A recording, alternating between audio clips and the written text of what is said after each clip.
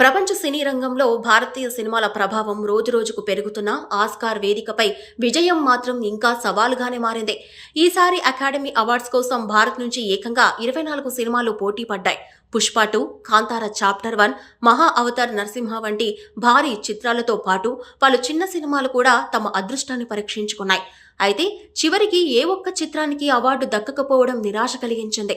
నిపుణుల అభిప్రాయం ప్రకారం కథనం బలంగా ఉన్నప్పటికీ గ్లోబల్ జ్యూరీని ఆకట్టుకునే ప్రజెంటేషన్, అంతర్జాతీయ భావ వ్యాప్తి వంటి అంశాల్లో కొంత వెనుకబాటు కనిపించిందని అంటున్నారు. అయితే ఇదే సమయంలో గతంలో భారత్ సాధించిన విజయాలు ఆశ నింపుతున్నాయి.